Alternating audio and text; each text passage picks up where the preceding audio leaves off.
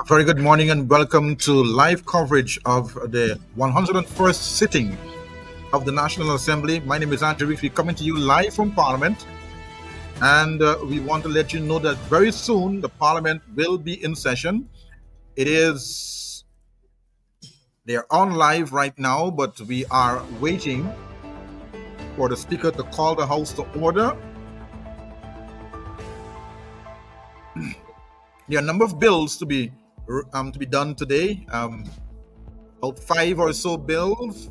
There are a number of questions based on the order paper that I'm seeing in front of me. A number of replies to on the order paper of questions, and we're going to have a number of MP asking questions on the government to respond to a number of issues that are on the paper. And so we are going to be bringing you coverage from the House. We have a number of MP in the lounge already. MP Cox is here. MP Nima Flu Bess is here. MP the chairman of the party, MP Sherwin Holder, honorable member, is here. And we have MP Nima Flu Bless is in the house as well, as we prepare to bring you this live coverage here today. On the order paper, if you don't mind me bringing it up for you, I have on the order paper a number of questions being asked by the Member of Parliament, and we want to have you take a look at it and let you see what the order paper has in store for there it is. That's the order paper there. We have a number of questions there. Construction of the Kitty Police Station. We have Annette Ferguson has a question as well for the Honourable Minister on this matter here. Name a background information of the company constructing the Kitty Police Station. MP is asking the Minister of Home Affairs that question. Now the third bell has just rung, and we should be having Parliament being called into order now. And so we're standing by for that. We're standing by for that. So yes, so based on the order paper you're seeing in front of you right now, those are some of the matters that will be coming up for discussion this morning. And we have that from Annette Ferguson. We have as well members of the interview committee of the Culture and Creative Industry Grant Program that is being asked by member Nima Flu Bess. He's asking the question, how many members comprise the interview committee that determines the awardees of the Culture and Creative Industry Grant? She's asking the Minister of Culture, Youth and Sport that. We have number of artists and musicians awarded the Culture and Creative Grant Program. Nima Flu Bess there again. Venezuela-Guyana border controversy. Mr. Devin Sears is asking the Minister of Foreign International Cooperation, what is the status of the ongoing proceedings and discussions regarding the Venezuela-Guyana territorial controversy? That's another question that has been asked of the Minister. And so Parliament is in session. We're going to go right over to Parliament right now. We are seeing the Clerk of the National Assembly right now on the floor doing his introductory remarks. So we're going to go right over to the House for their introductions. Stand by. Thank you. Please be seated. Messages from the President. Announcements by the Speaker.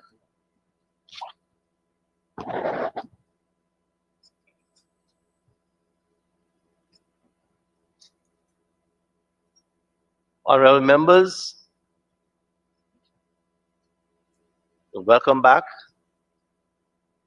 I know we just left here a few days ago. First, today, on your behalf and on behalf of my family and I extend birthday greetings to the Honorable Mohabir Anil Nandlal, Senior Counsel, Member of Parliament, and also on your behalf, my family and I, our condolences to the Honorable Minister Anand Prasad on the passing of his mother.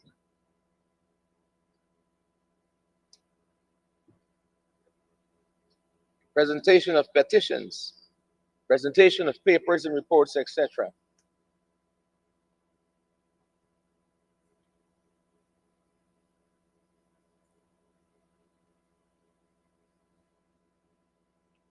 Honorable members, I present to the Assembly minutes of the proceedings of the 15th meeting of the Committee of Selection, which was held on Friday, the 24th of January of this year.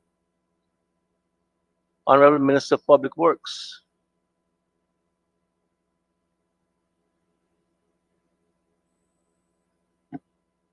Mr. Speaker, I present to the Assembly the Civil Aviation Operations Amendment Regulations 2005, number 2 of 2025. Thank you, Minister. Reports from committees.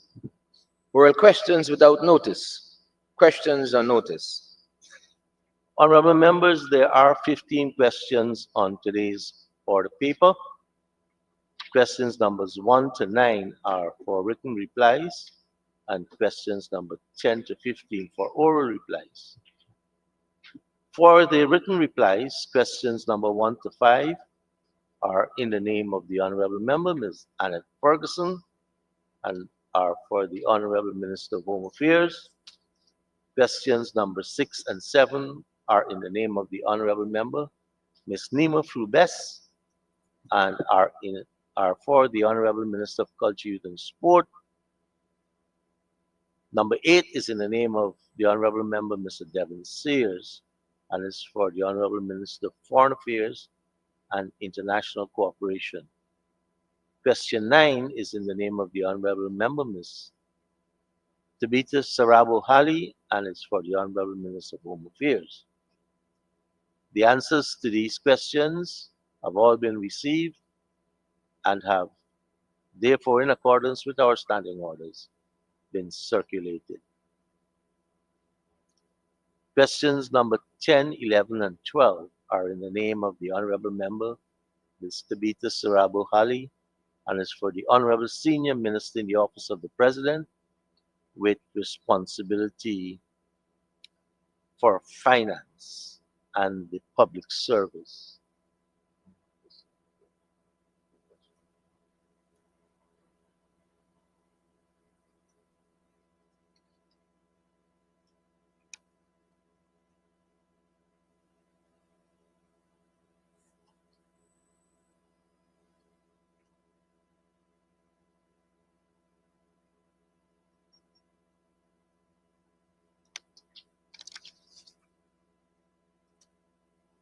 So question number 10 is from the Honorable Member, Ms. Tabitha Sarabo Hali, and is for the Honorable Senior Minister in the Office of the President with responsibility for finance and the public service, the Honorable Ashwini Kumar Singh. I will say that a lot of this information is contained in the estimates, but I'll allow the Honorable Member to ask the question and the Minister to respond. Ms. Hali.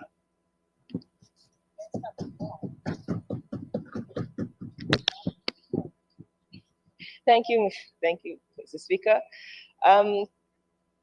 Minister, can the Honourable Minister please inform the House of the number of public servants currently employed on contract as of November 2024 outside of the remit of the Public Service Commission? Honourable Minister. Thank you very much, Mr. Speaker.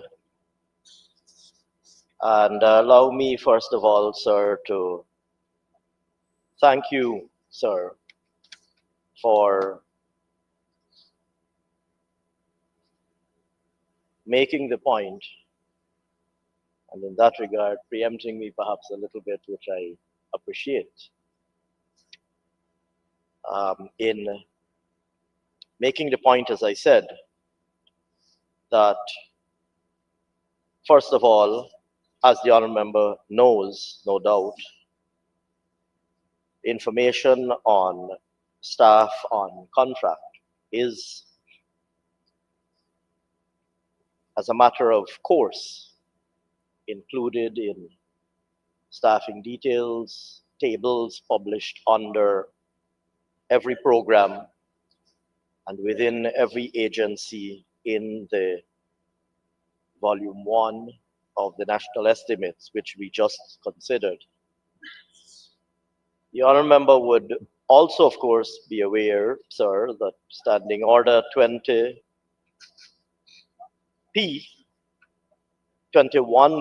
I should say, does stipulate that a question shall not be asked seeking information set forth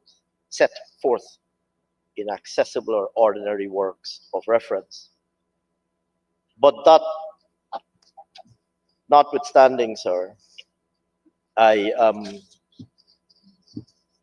happy nevertheless to inform the honourable member that were the staffing details tables contained in the national estimates to be examined, it would be ascertained that as at the end of 2024, December 2024, which is the point at which we have data readily available, there is a total of 8,173 persons employed on contract.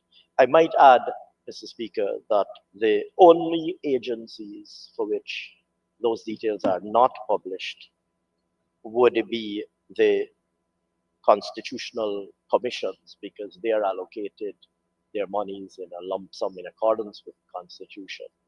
And so there isn't a disaggregation either of their, there isn't a disaggregation of their employment by contract and other individual line items. But otherwise, this information is available for everybody else, every other agency, all ministries, regions, and departments in the central government.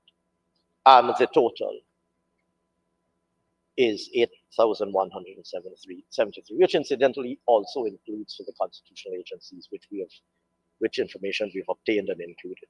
Thank you very much, sir. Thank you, Minister. Honourable Member, Ms. Halley. Thank you, Mr. Speaker. Mr. Speaker, just to note that the question was asked before this budget came out. And so this information was not in the public when the question was asked. So can the Honourable Minister, just a follow-up, sir, can the Honourable Minister say whether the government has, whether the salaries given to the persons on contract are above the salary scales recognized by the PSC and the Ministry of Public Service? Minister? Mr. Chairman, the answer to that question is no, that is not ordinarily the case. Thank you. Thank you, Mrs. Chair. Just final follow-up on this one.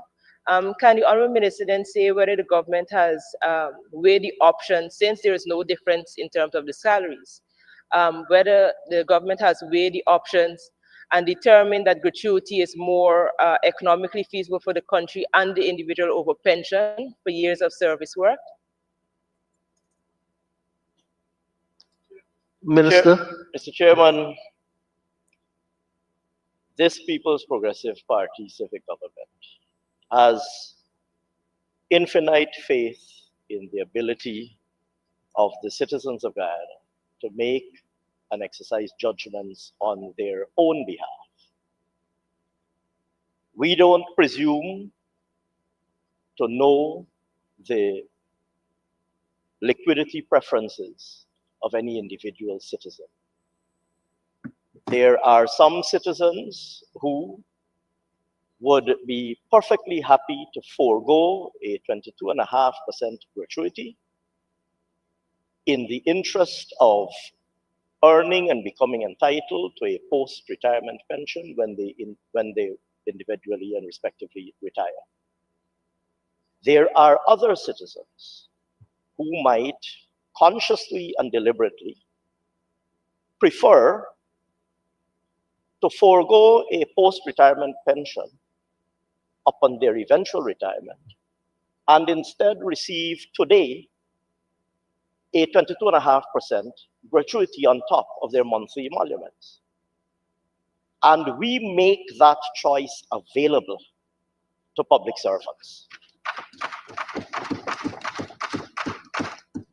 If you wish to go on the pensionable establishment, you're entitled to do so once obviously you meet the requirements of the job, etc. And we don't prevent anybody from going onto the pensionable service, I should say. If, on the other hand, you wish to receive a pension as a conscious, thinking, rational individual, if, on the other hand, you wish instead to receive a gratuity and not a pension, post-retirement pension, then we allow you to exercise that choice. Mr. Speaker, it is apposite to note that during the 5-year period from 2015 to 2020 when the APNU-AFC was in government, they made efforts, I will use the word loosely, I suspect I would be venturing onto the fringes of parliamentary propriety, but they outlawed, not completely, but largely outlawed contract employment. And several persons were compelled to give up, to surrender their contract gratuity status and go onto the pensionable establishment. Several persons, thousands of persons. And Mr. Speaker, what that meant instantly is that these persons lost their 22.5% gratuity. They suffered a cut in their emoluments by that 22.5% was lost by the heavy-handed approach taken by the APNU-AFC to say you must go onto the pensionable establishment. Mr. Speaker, doctors in the public healthcare system, doctors on the public healthcare system were told you must go on the pensionable establishment, and their gratuity was taken away from them. I don't believe people can make free choice, just like democracy. Sir, that gratuity was taken away from them. Their emoluments were cut.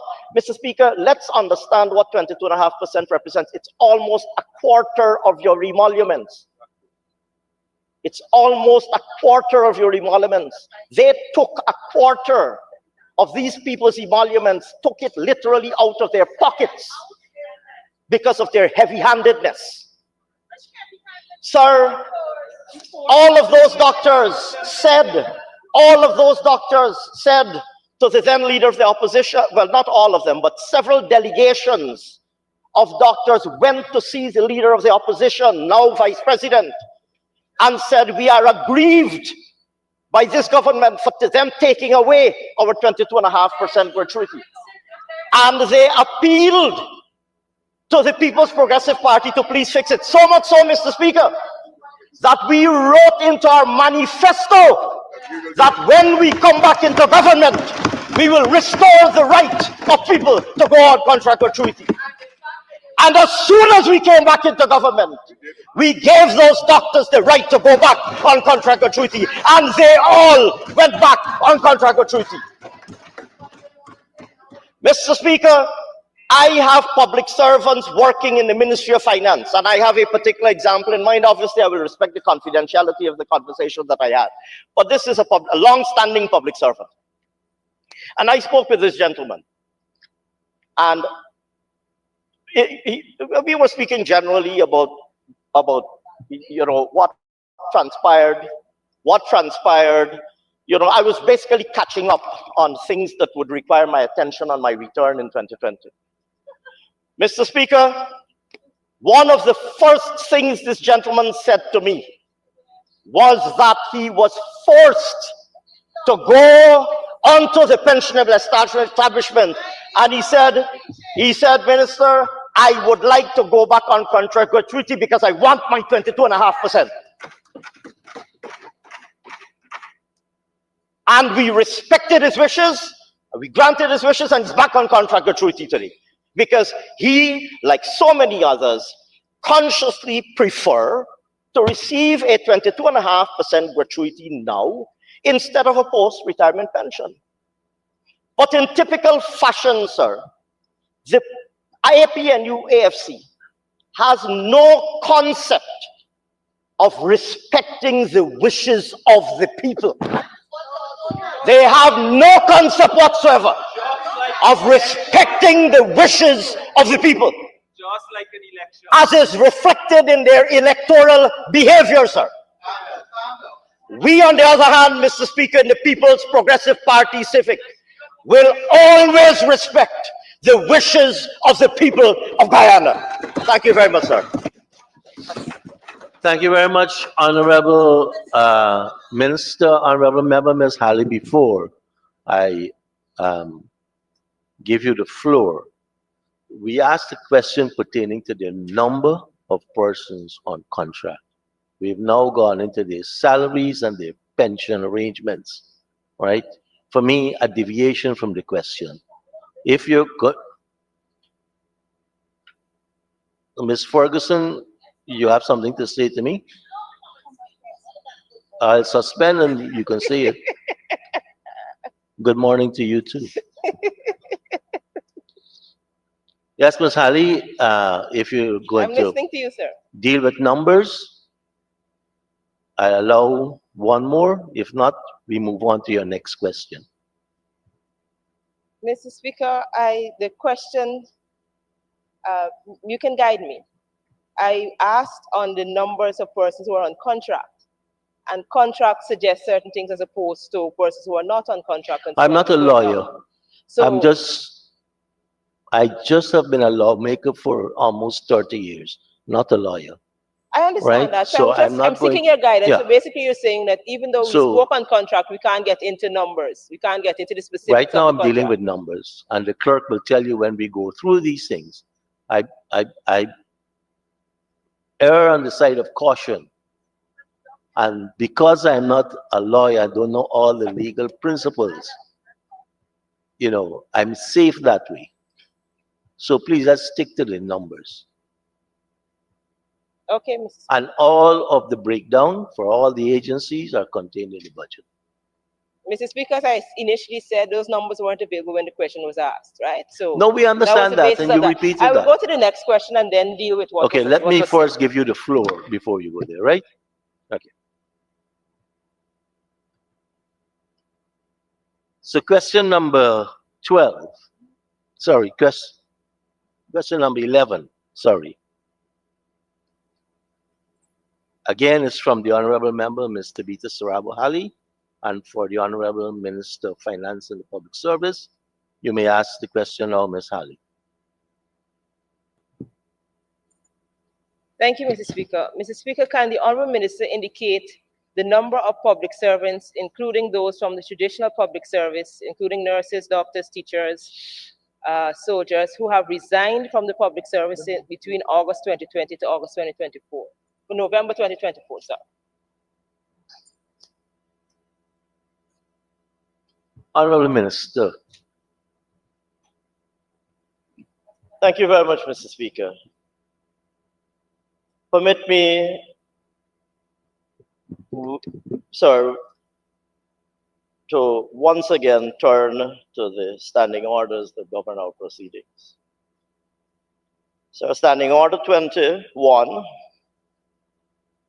B,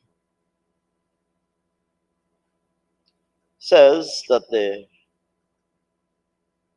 questions essentially, I'm not reading the preamble, the chapeau, but basically says that a question shall not deal with the action of a minister for which he or she is not responsible to the Assembly. Mr. Speaker, the honourable member is a former Minister of Public Service, and I can only imagine that she's asking me in my capacity as Minister responsible for the public service. Sir, as a former Minister of Public Service, the honourable member would, I believe, be aware that teachers, police officers, and soldiers do not fall within the remit of the public service ministry. But in relation to those agencies and categories of public service employees who do fall within the remit of the Ministry of the Public Service Ministry, it is my duty, sir, to inform the honourable member that a total of 2,832 employees are, based on information currently available at the ministry and supplied to me by the technical team at the ministry, a total of 2,832 employees are estimated to have resigned from the public service between the period from August 2020 to December 2024. Thank you very much, sir. Thank you, Minister. Before I call on the honorable member again, Minister, you're absolutely correct. In fact, when we looked at this question, I raised the issue exactly what you said. You know, public servants are public servants as defined. And anyone else could be maybe a state employee or something else. Honorable Member, Ms. Halley?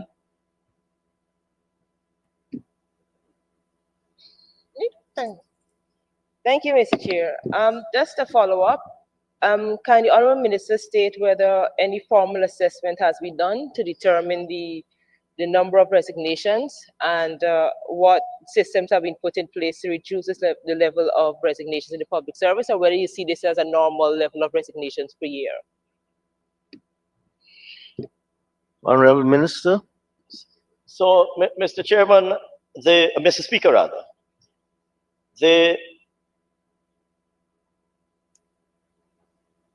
economy of Guyana is going through some significant changes that are relevant to the matter that is being raised in the current question.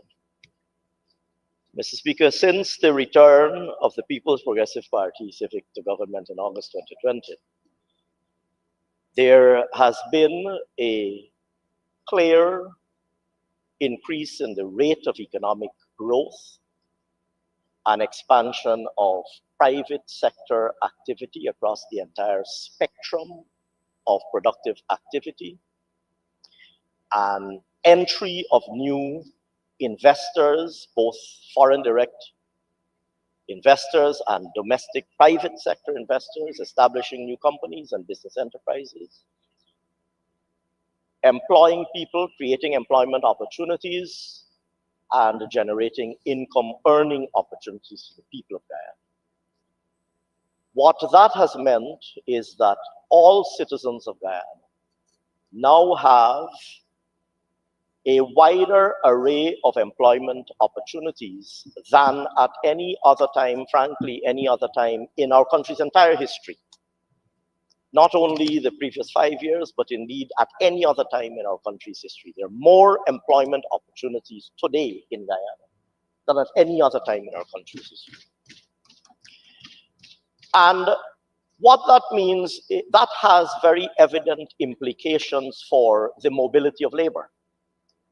Because people are now able, as they should in an ideal world, people are now able to look across the entire spectrum of opportunities and pursue those where they are able and eligible to do so. And in fact, we're going further, and we're investing heavily in training for all Guyanese people, not just public servants, including public servants, of course, but all Guyanese citizens and all Guyanese nationals.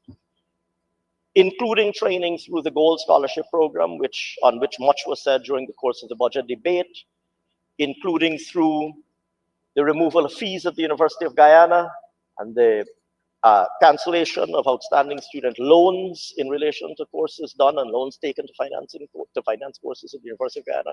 All of these initiatives aimed at upskilling Guyanese nationals, giving them an opportunity, giving every single Guyanese person an opportunity to acquire new skills with a view to them improving their own individual circumstances and contributing to national economic life.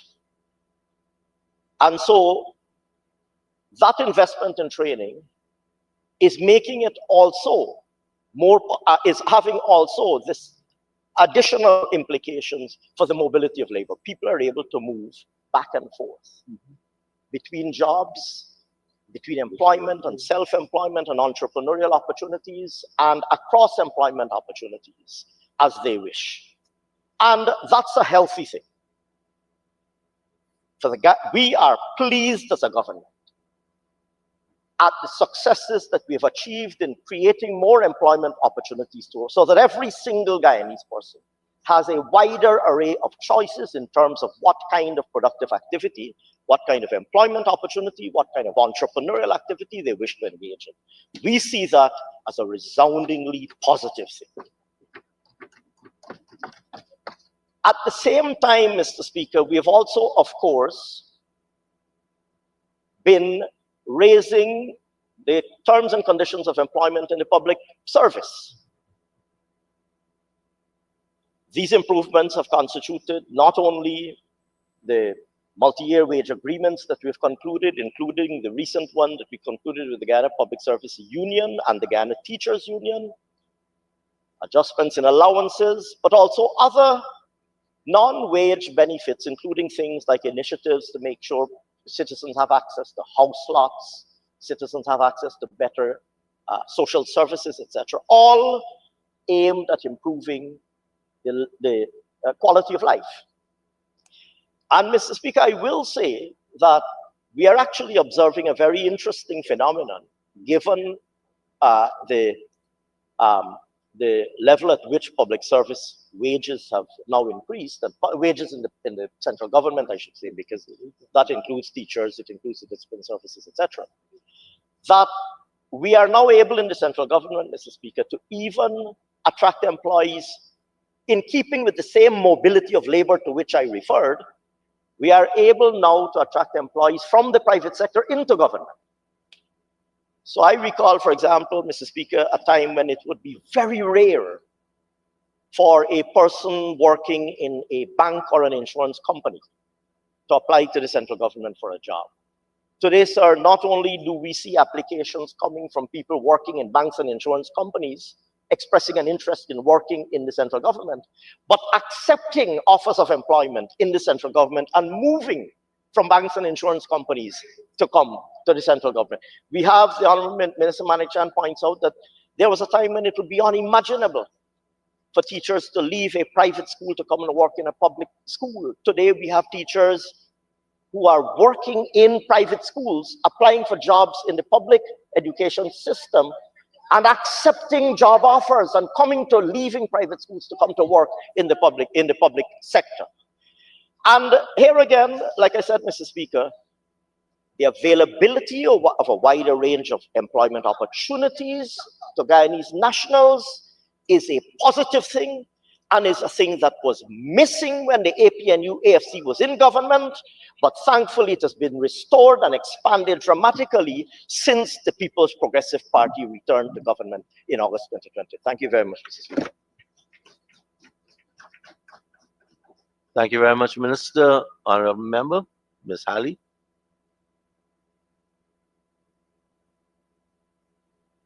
So, honorable members, the next question, question number 12, is also in the name of Ms.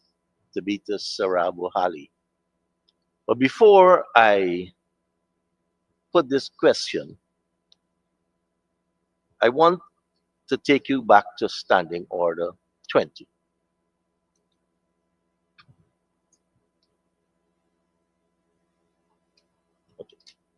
And 20 says the right to ask a question shall be subject to the following general rules as to interpretation of which the speaker is the sole judge.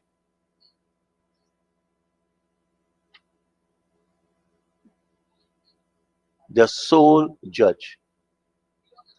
It says the proper object of a question to obtain is to obtain information on a question of fact within which the official cognizance of the minister to whom it is addressed, or to ask for official action. Then,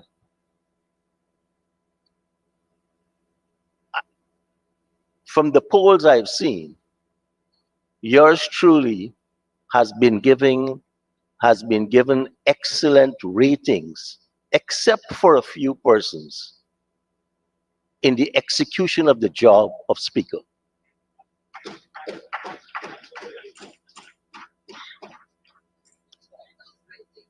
However, in spite of the speaker's intellect and experience, there are some moments of lapses. And allowing this question was one of such moments. Because 20F mentioned the issue of opinion. And after I looked at this again last evening, I thought this was soliciting a view, an opinion, and not asking for a fact. And then it was brought to my attention this morning also that the question was asked during the budget debate. It's on the order paper, and I will still allow the minister to prefer an answer to the question, but first let's ask the honorable member to state the question.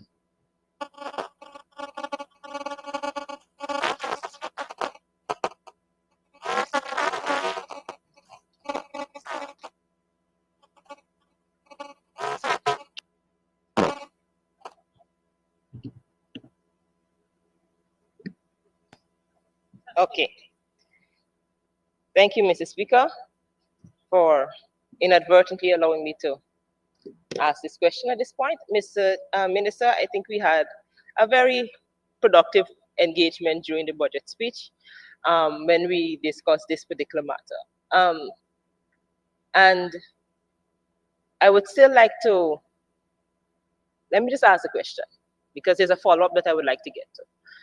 Can the Honorable Minister inform the House whether the Public Service Ministry had any policy willing to shorten the time served on a government scholarship for a degree from 3 to 5 to 3 years before the person pursues specialization? Honorable Minister. Thank you very much, Mr. Speaker. I am fully aligned with you and the honourable member in both your respective recollections in relation to the fulsomeness of the engagement on the estimates of expenditure for the Public Service Ministry. The honourable member correctly recalls that we had a comprehensive discussion, including on this matter, sir. She no doubt clearly recalls that. She clearly recalls, sir, that this question was posed during the course of the estimates, and I respectfully, sir, would like to draw her attention to the answer that I provided during the said consideration of the estimates. I believe it is or will be recorded in the answer. Thank you very much. Thank you, Minister. Just a quick follow-up. Member Halley. Thank you, Mr. Speaker. Just a quick follow-up.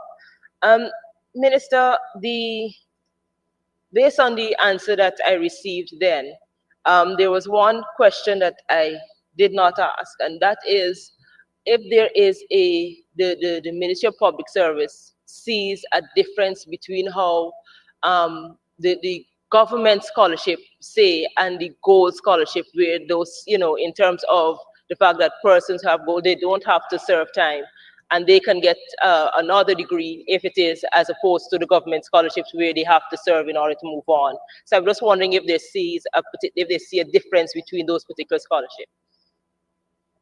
Minister? Yeah, thank you very much, Mr. Speaker. I think the honourable member had asked a similar question the previous year on the I have a recollection, but nevertheless, I would say, sir, that clearly there are differences between the Gold Scholarship Program and the traditional scholarships that are administered by the Public Service Ministry. I wouldn't necessarily say that Gold doesn't require service or public service. I think it's widely known that benefit recipients of Gold Scholarship programs are required to do some kind of public or community service project in relation to their award and receipt of their scholarships. But that is different from the traditional contractual arrangements that apply to public service, to PSM administered scholarships, as I'm sure the honourable member would know. And so, over and beyond the very evident similarities and differences between Gold and traditional PSM scholarships, in relation to the matter that constitutes the substantive question, the honourable member will recall that I did say that this matter is engaging active consideration by the government, recognizing the changes that are being made to the scholarships, given that tuition fees have now been abolished at UG. Thank you very much, sir. Thank you, Minister. Ms. Halley? Final question, Mr. Speaker. Can the Honourable Minister state whether or not, based on all that has been said, whether or not as government minister, whether he receives a pension or whether or not he doesn't? Minister?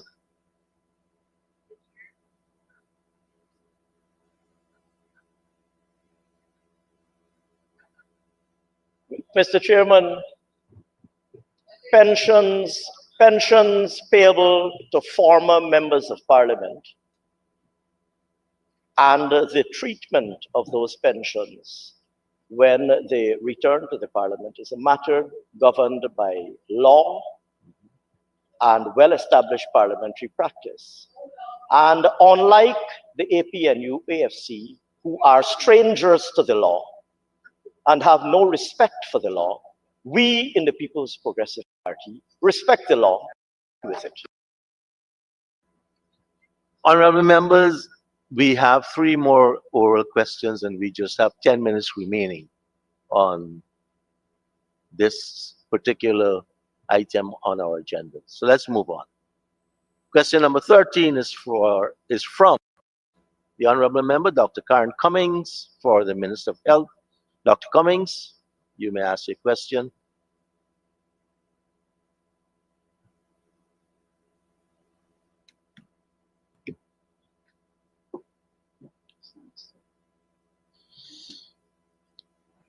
One second, Mr. Chair. I will take less than the time allotted.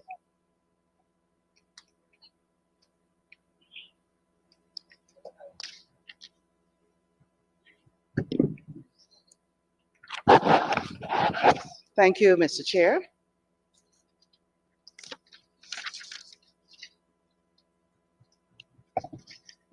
Yes, recent maternal neonatal deaths at the New Amsterdam and Study hospitals. Can the Honourable Minister inform the National Assembly what are some of the causes of the recent maternal neonatal deaths at the New Amsterdam and Study hospitals early in the year? That's the first one. Honourable Minister. Thank you very much, Mr. Chairman, Mr. Speaker. First of all, maybe it might be good for the House to understand when we talk about the maternal death, what it is exactly that we're talking about. This is the death of a patient while pregnant or within 42 days of termination of pregnancy, irrespective of the duration and the site of the pregnancy, from any cause related to or aggravated by the pregnancy and its management. but not from accidental or incidental causes. We have, under this category of maternal deaths, there are generally two types that we look at: direct obstetric death and indirect obstetric death. And Mr. Speaker, it would be good to note that when we review obstetric deaths, from 2018, we had about 20, 2019, 23, and in 2022, we had 17, 2023, we had 17, 2024, we had 14. So we have seen a decline in these deaths. To come directly to the member's question, for 2025, there have been no maternal deaths at New Amsterdam or Soddy Hospital. Thank you, Minister. Well, Dr. Cummings? well, we have to check the veracity of that, because I had interview with the mother. You know, it was well known. So I'll have to speak to the minister subsequently, because there were two back-to-back deaths at New Amsterdam. And the funeral took place earlier last month. All right. I'll go to the next Honorable question. Member Dr. Cummings, we had some facts from the minister. You're stating some information which has come to you, and you were talking about the veracity. Could we ask Dr. Anthony to respond? Was it 2024 rather than 2025, you're saying, Minister?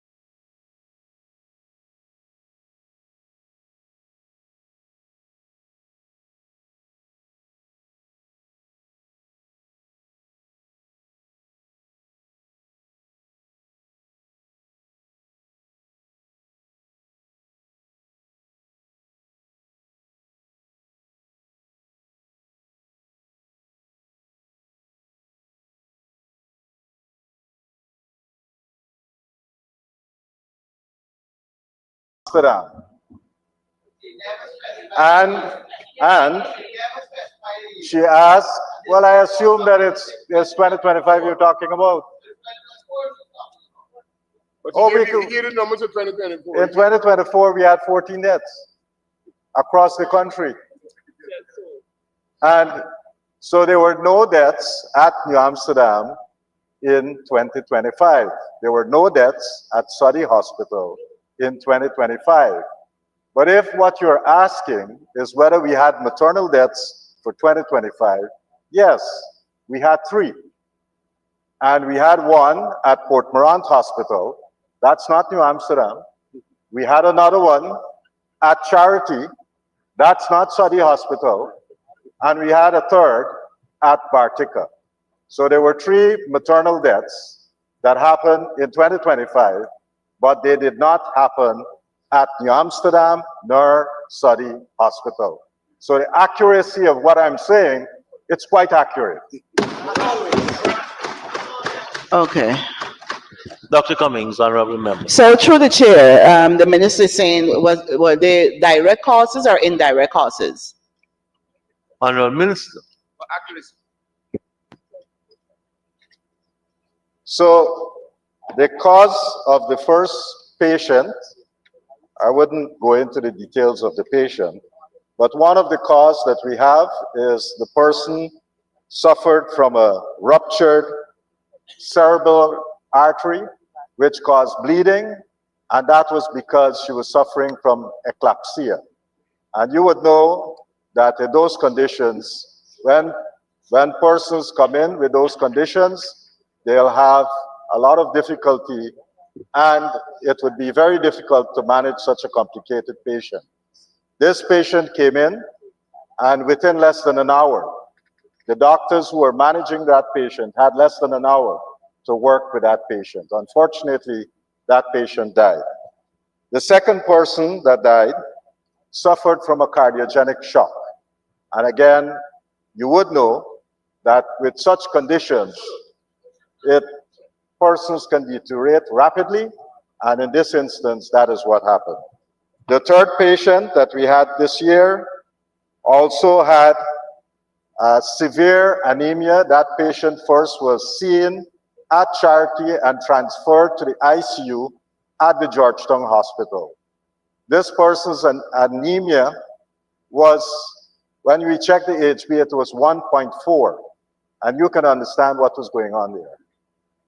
And we transfused, but while we transfused, the patient was in almost shock.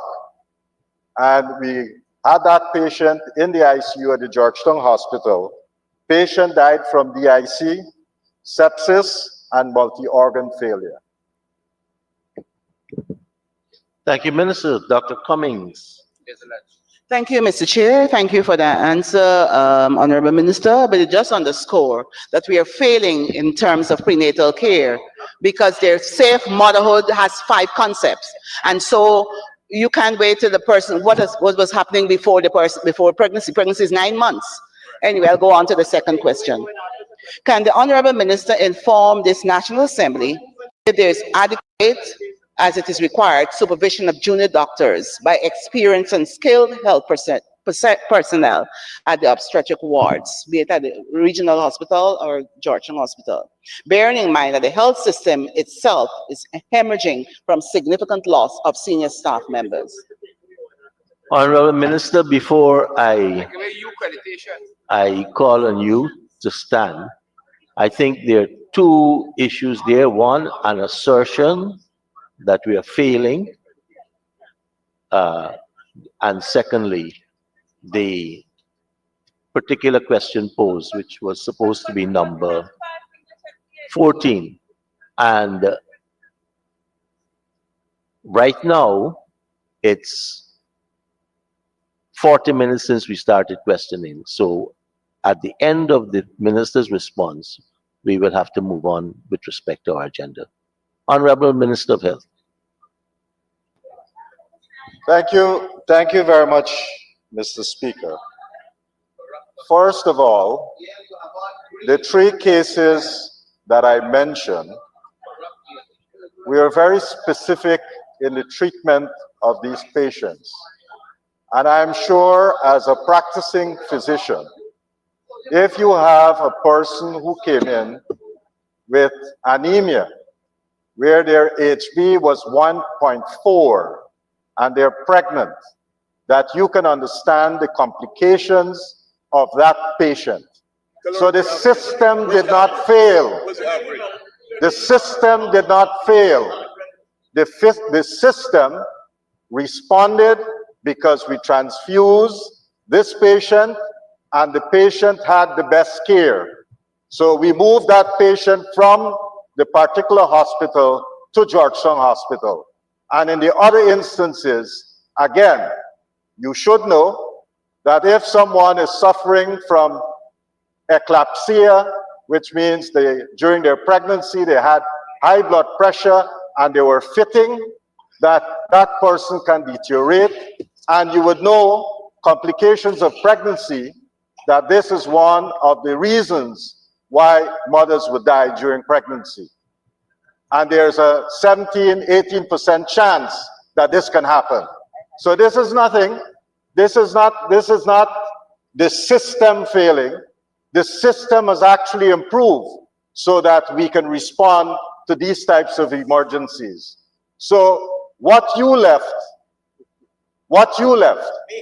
in 2019, we have significantly improved it. And I can tell you that and the figures are there. The figures are there. In 2018, you had 23 maternal deaths. Last year we had 14. Last year we had 14. You don't think that's an improvement? It is an improvement. And it's going to improve further. It is going to improve further. And not only are we training more people, we are also giving them the equipment that they need, and we are providing better conditions for them to work. So, in addition to that, across this country, we have also added operating theaters, so if they need to get a cesarean section, they'll be able to get that. How many operating theater you had that was working? And now we got more than 24. So, and in addition to all of this, Mr. Speaker, in addition to all of this, we have constantly been doing training for our doctors so that any complications for mothers during their pregnancy, we can respond adequately to it. Now, I come to the Honorable Minister, the members out of their seats and shouting, they have to pay you some respect. Go ahead.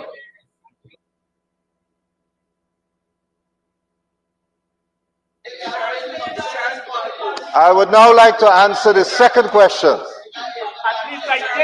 Wait, hold on.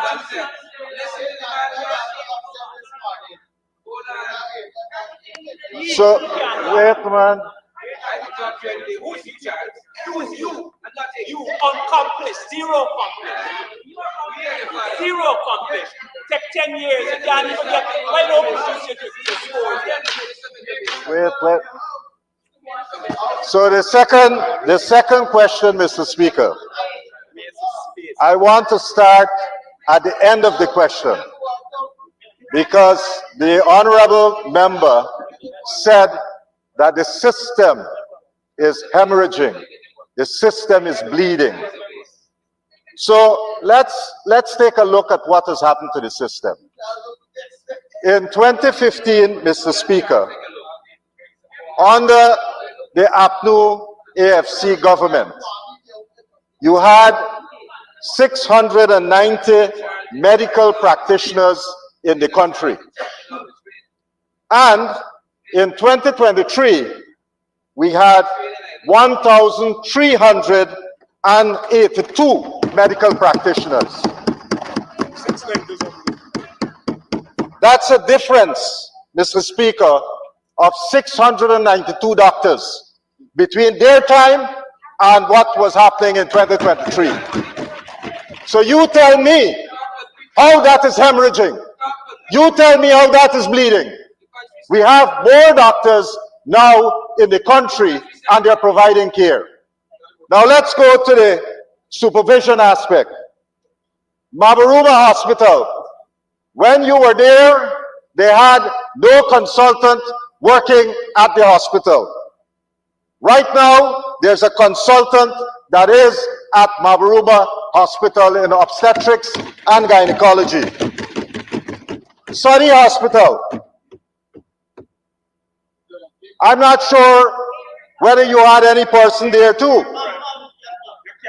But right now, we have a consultant in obstetrics and gynecology and we have one senior registrar that is working at SODI. West Demerara Hospital, 3 consultants in obstetrics and gynecology, 3 senior registrars also working at West Demerara Hospital.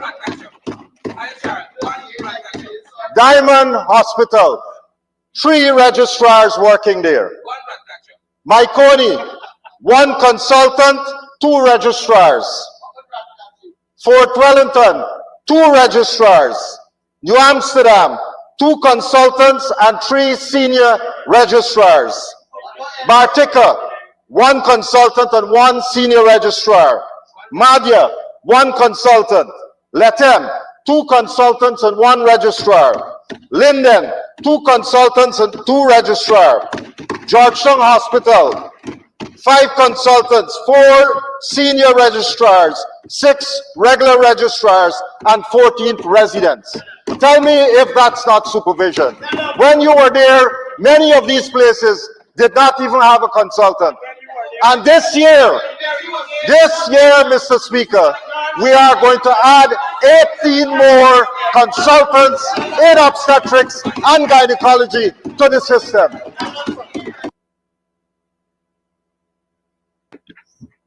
Thank you very much, Honorable Minister. Mr. Clerk. Follow up. No. Statements by ministers, including policy statements, personal explanations, requests for leave to move the adjournment of the National Assembly on definite matters of urgent public importance, motions relating to the business or sittings of the National Assembly, and moved by minister, introduction of bills, public business, private members' business. I think at introduction of bills, we have a few bills. Sorry. Yes. Introduction of bills. I'm getting old, Mr. Speaker. Temporary lapses. Honorable Attorney General and Minister Bleak. May Go it please you, ahead, Mr. Honorable. Speaker, on behalf of the Attorney General, I present to the Assembly the Court of Appeal Amendment Bill 2025, Bill number 3 of 2025, a bill entitled An Act to amend the Court of Appeal Act, and I move that the bill be read for the first time. Let the bill be read the first time. Court of Appeal Amendment Bill 2025, Bill number 3 of 2025. Honorable Priya Manichan for the Honorable Attorney General and Minister of Legal Affairs. We have the advanced passenger information and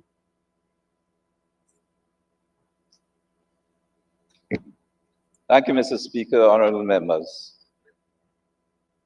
Mr. Speaker, I rise to present to the Assembly the Advanced Passenger Information and Passenger Name Record Bill 2025, Bill number 4 of 2025, a bill entitled An Act to Make Provision for the Collection, Transmission, Sharing, Storage, and Regulation of Advanced Passengers. let the bill be read the first time. Advanced Passenger Information and Passenger Name Record Bill 2025, Bill number 4 of 2025. Honorable Member Gainter Share, I don't know who's presenting the third one, the Regional Security System Bill 2025. Thank you, Mr. Speaker. Honorable Robeson Ben, Minister of Home Affairs. Mr. Speaker, thank you again in the name of the Honorable Attorney General.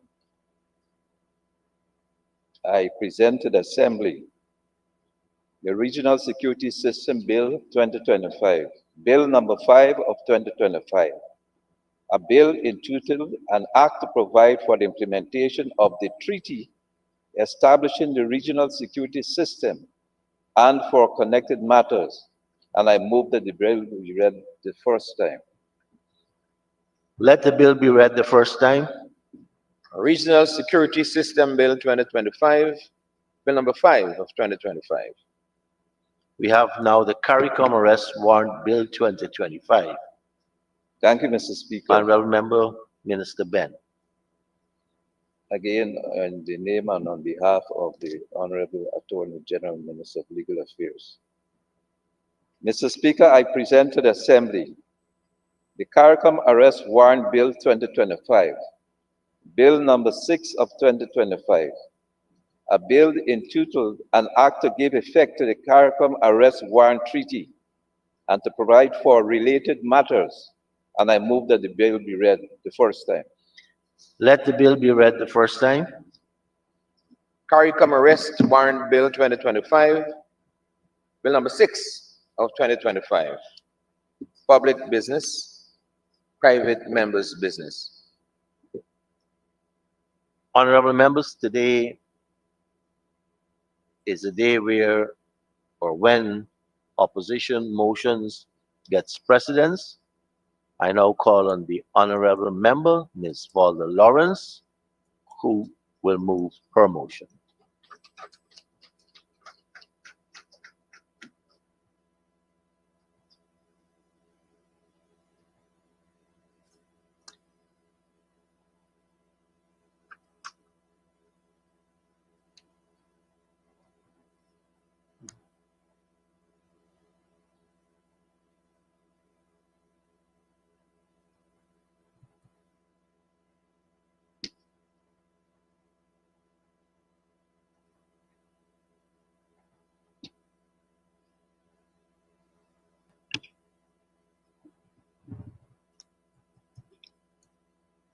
Thank you, Mr. Speaker.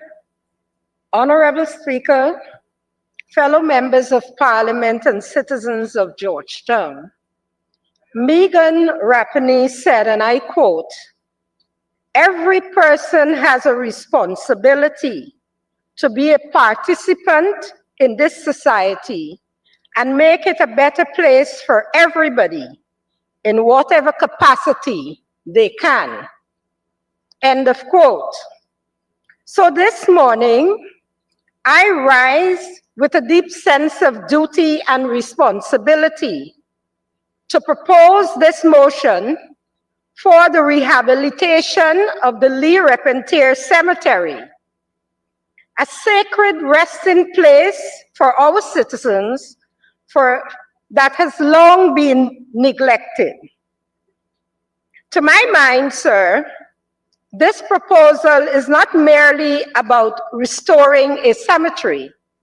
It is about honoring our past, respecting our present, and safeguarding our future. Mr. Speaker, the Lee Repentir Cemetery, established since 1861, has been serving as the final resting place for generations of our citizens. Many of our forefathers, community leaders, martyrs, and loved ones have been laid to rest within its hallowed grounds. Yet today, these grounds, which should be easily accessible, evoking a sense of peace, respect, and reverence, have become an ugly scene of neglect, decay, and even danger. Over the years, we have witnessed the cemetery's expansion from its original size of 103.5 acres to 106.5 acres, with almost full utilization of all the available land. However, with that expansion, sir, has come deterioration. Tombs have fallen into canals, others have cracked, and in some cases vandalized and completely broken. Drainage within the cemetery is nearly non-existent, leading to an overrun landscape that now resembles a jungle. Mr. Speaker, Lee Repentir, instead of being a place where families visiting their loved ones can find solace, alas, It has become a haven for criminal activity. It is unacceptable that a site meant for respect and remembrance has turned into a place of fear and neglect. Mr. Speaker, the Georgetown City Council, tasked with maintaining the cemetery, lacks adequate funds and manpower to provide critical services such as security, regular maintenance, and proper infrastructure. This, Mr. Speaker, is not just a matter of municipal concern, it is a national issue. For a society that fails to care for its dead will struggle to uphold the dignity of the living, someone said. The resolve clause of this motion calls on this House to recognize the urgent need for intervention and commitment. And I propose the following to this House. 1, restore the cemetery's infrastructure, ensuring proper drainage, clearing overgrowth, and undertaking or executing repairs to damaged tombs. 2, implement a sustainable maintenance plan, providing the Georgetown City Council with the necessary resources and support. And 3, improve security, thereby ensuring that families can visit their loved ones in safety and peace. Mr. Speaker, it is a well-known fact that families looking for their loved ones who were buried there must ensure that they have security, that they pay persons to clear the bushes so that they can have access to their tombs. And we do not want this to continue, Mr. Speaker. Surely, the members of this National Assembly will agree with me and will not allow this sacred ground to fall into further ruin. So therefore, let us act not just in homage to the dead, but for the dignity of the living. I therefore urge all members of this House to support this motion and take a stand for respect, remembrance, and responsibility. We owe our loved ones that respect. Thank you, Mr. Speaker. I put the motion to the House. Thank you very much, Honorable Member. Now for the Honorable Bishop Juan Eje, Minister of Public Works.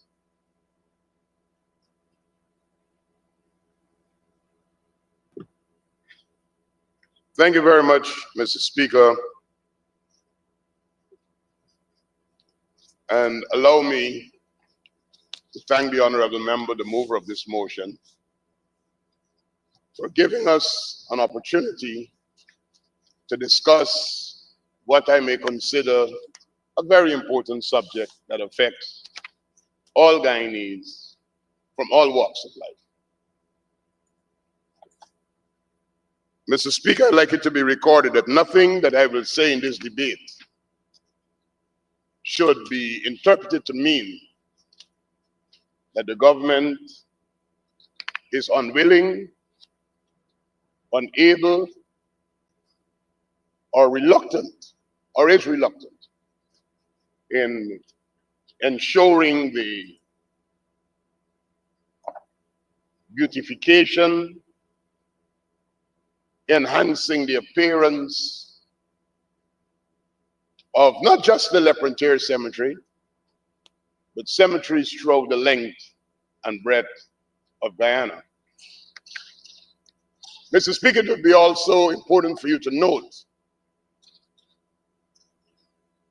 that maybe the honorable member or some other members are privy to an ongoing exercise that has commenced several months ago when at the level of the cabinet,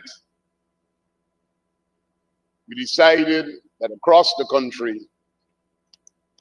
all the cemeteries should be addressed and we should bring improvement. So this National Assembly is debating a motion where the government, the executive, is way ahead in terms of its actions in getting this correct. So there should be no fight. But I must put on the record a number of things. The honorable member, the mover of this motion, referred to that the City Council is unable to fund the rehabilitation and enhancement of the Le Repentir Cemetery. Mr. Speaker, the honorable member who's the mover of this motion is a senior member of a political party that owes the mayor and city council $6.4 billion of rates and taxes. If the company that is a holding facility for Congress Place just simply pay their rates and taxes, the issue of the enhancement of the La Frontier Cemetery by the competent authority, which is the mayor and city council, could be addressed in a week's time. Just simply pay your rates and taxes. The mayor of Georgetown, who's an elected member,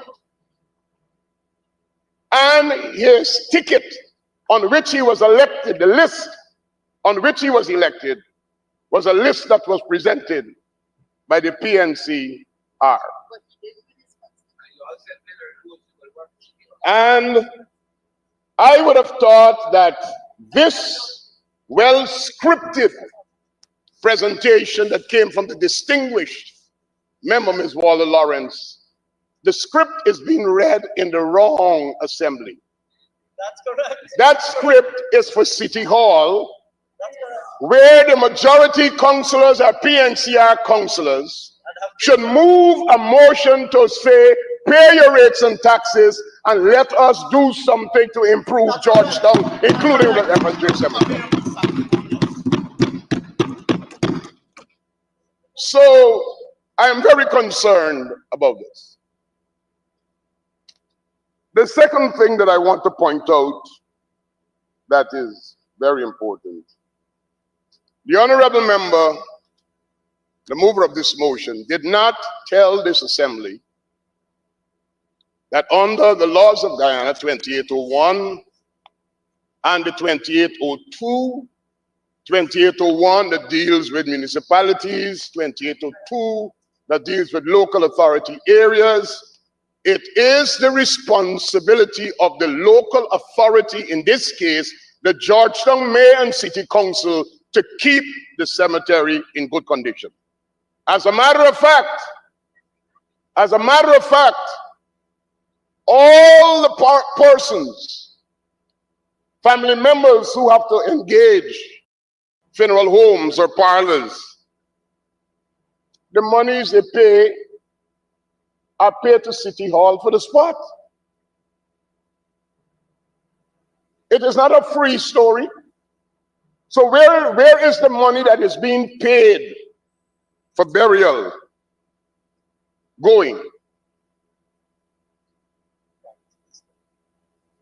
So we have to answer that question. Every person who is buried, their family members have to pay a fee. A fee to get access to the Le Frontier Cemetery to bury their dead. But allow me, Mr. Speaker, to inform this National Assembly of Governments' engagement in the city of Georgetown, where the Le Frontier Cemetery is just a small aspect. of this. But I'll tell you a little story, something that actually happened. We all know that the Enmore martyrs are buried in the Leprontier Cemetery. And there's an annual celebration of their sacrifice. There's a wreath-laying ceremony. And that has been observed no matter who is in government. There's a monument at Enmore. In 2021, after assuming office, yes, on Walter Rodney. In 2021, after assuming office as the Minister of Public Works, we decided that we will create a decent and well put out approach that will last for years, so that when the family members of the Enmore martyrs, the labor unions, the government officials, whoever would want to go there to pay tribute, they can do so. Mr. Speaker, we engaged a small contractor to clean up, make a concrete road. You know what happened after? The city engineer showed up to stop the work. The city engineer showed up to stop the work. I'm going to say it a third time. The city engineer showed up to stop the work on instructions of City Hall. As a City Hall where the PNCR has the majority, the mayor, and everything, sent the city engineer to stop the cleanup and the rehab to the Enmore Martyrs' tomb. A beginning of what we're now asking for here today. Because just like how the Enmore Martyrs family members must be able to get to their tomb, the labor unions must be able to get to their tomb, the family members of Dr. Rodney must be able to get to his tomb, I should be able to visit my father's tomb, who's also there, and many others in this room. The failure of the City Hall to get the job done, government intervened, and we were given cease orders. So why is this motion in this house? Are we playing politics, or somebody is not being informed? The word is sanctimonious. Are we seriously discussing something that is of a good for all of Guyana, or somebody is not being properly informed? I did the work because I refused to take the instructions.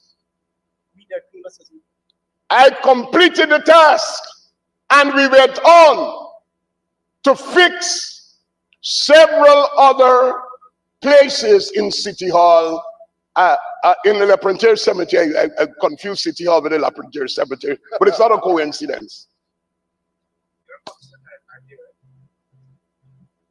But Mr. Speaker, allow me, AI and misinformation seems to be the modus operandi of some of you, so continue. We could defend that at any time. So, since we came to office, with the understanding that Georgetown needed a renewal, and Georgetown needed to be rehabilitated in several different ways, we have spent, just on the main access roads, including the access roads contiguous to the Leprontier Cemetery, for the enhancement of Georgetown and bringing dignity to the living, as the honorable member asks that we do, we have already expended almost $20 billion in the improvement of Georgetown.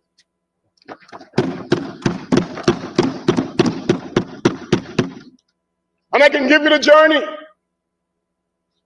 and how we had all the humor. We started at Hunter Street, which was a choke point. And when we said it would be a 3-lane, 2 lanes going south in the afternoons and 2 lanes going north in the morning, we had the criticisms from members of the cabinet, of the parliament. The parliament. When we went to All Boys Town and started to rehabilitate all the drainage networks to take the people out of flooding, using the same people from the area to get the work done. You know what? The mayor, who's now no longer the mayor, and he's not, oh, he's here to listen, but I could call his name because he probably could, wrote us a letter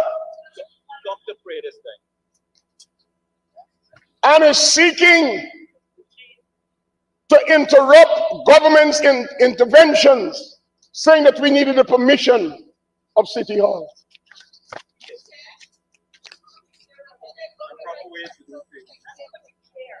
I would like to get a letter from the mayor and city council. Now that we have finished Cemetery Road and we have fenced it particularly to stop the dumping of garbage, because I'm going to go just now to the dumping of garbage and tomb squatting. Tomb squatting is taking place in the cemetery right now. I'm going to explain. Mr. Speaker, I am assured that you travel that road. And you know what is happening right now? People are cutting the fence that we have erected to go and build tombs. They're cutting the fence.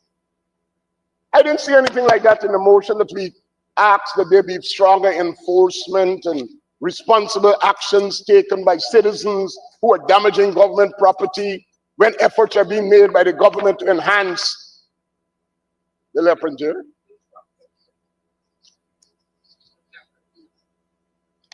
We went to Independence Boulevard, an area that, Mr. Speaker, you're so familiar with. Much of your boyhood days, both your soccer and cricket, was played on that boulevard. Now, we have the description of the boulevard as Brooklyn, New York. That is how the people of the area described it when it was completed. Right now, as we speak, Sussex Street, on both sides of the Cemetery Road that runs at the outskirts of the Leprintier Cemetery, is being rehabilitated and upgraded, which will give greater access to the Leprintier Cemetery. Mr. Speaker,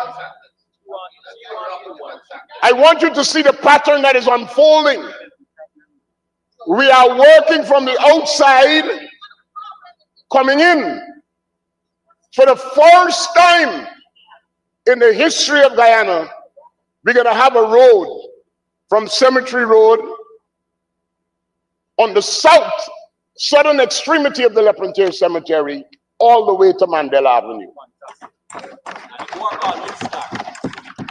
Princess Street, which is the northern extremity of the Leprintier Cemetery, is also being rehabilitated and major works are being undertaken.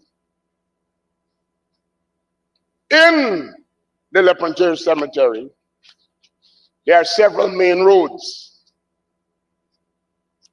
and drains that has to be addressed. The honorable member, Ms. Lawrence, is asking that we take care of the drains, the roads, and I would want to add lights. Okay, nice, if there's lights. Our estimates that we are working with,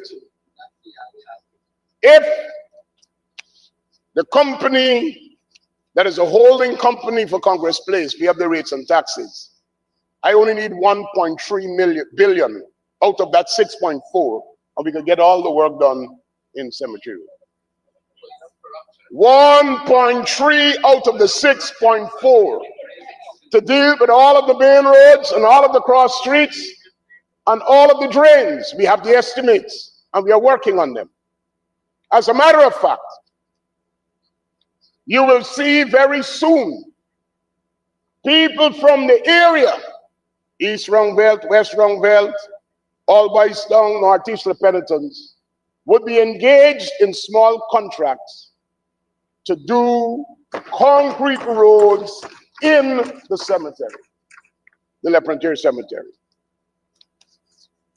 Mr.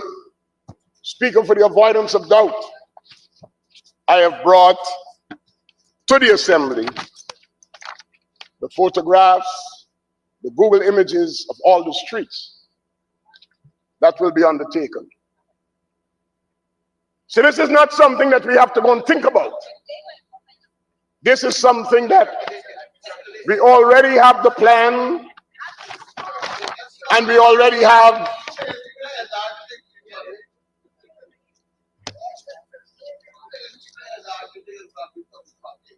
Mr. Speaker, so the 6 main roads between the cemetery from east to west direction, these roads give access to the cemetery. They will be rehabilitated. 13 cross streets, minor roads that run perpendicular to the main roads. These cross streets will give further access to areas within the cemetery. And there are 4 footpaths that run between the cross streets. These footpaths will provide further access to the cemetery.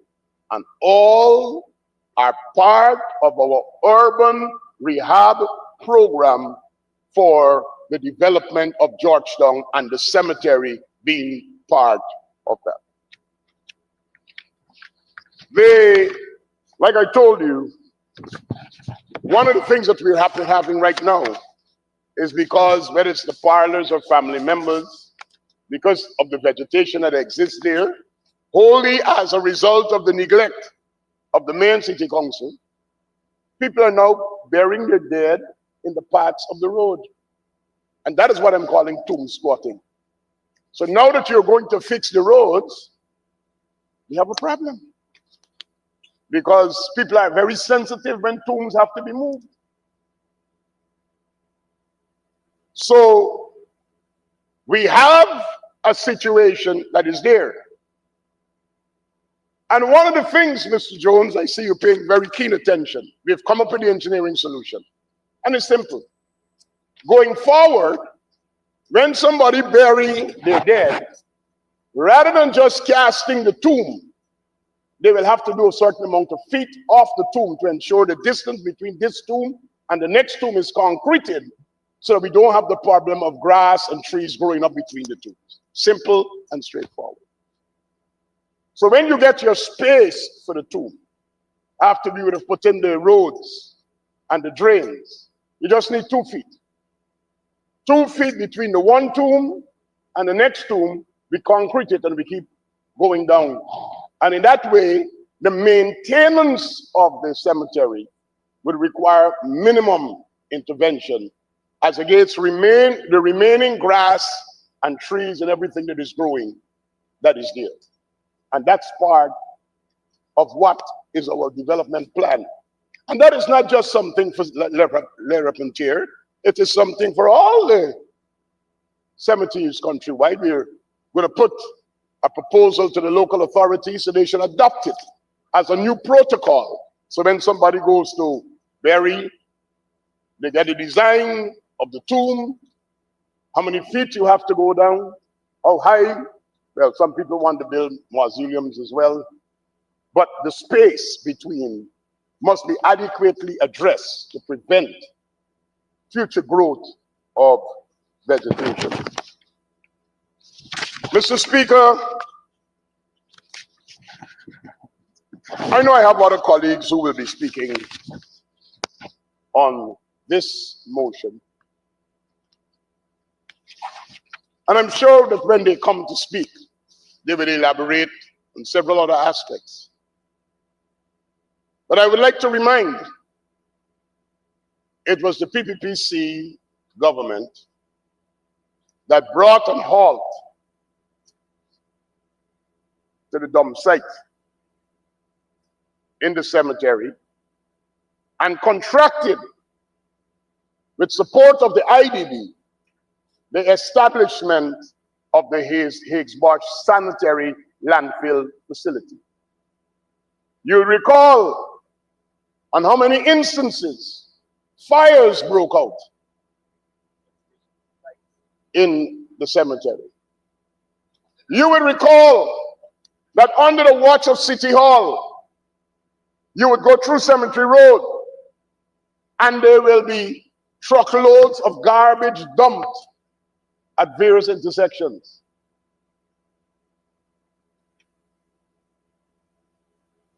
This is not something that we are manufacturing. It is something that all the people who live in the neighborhood and all the people who traverse that thoroughfare would have seen. So we have not sat on our hands as it relates to cemetery, the Leprechaun Cemetery. We have been proactive. And since we have recognized that no matter what you urge City Hall to do and what you give them money to do, because, Mr. Speaker, under the APNU tenure in government, there was a Georgetown restoration program. Very effective? The Auditor General is unable until now to complete the audit. You know why?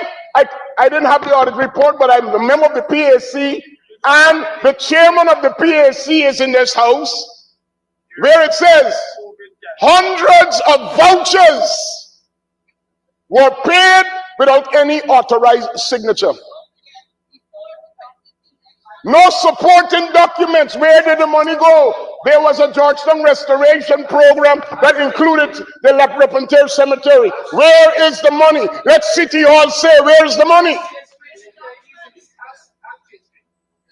We can go through that same Auditor General's report. City Hall has not been audited for years.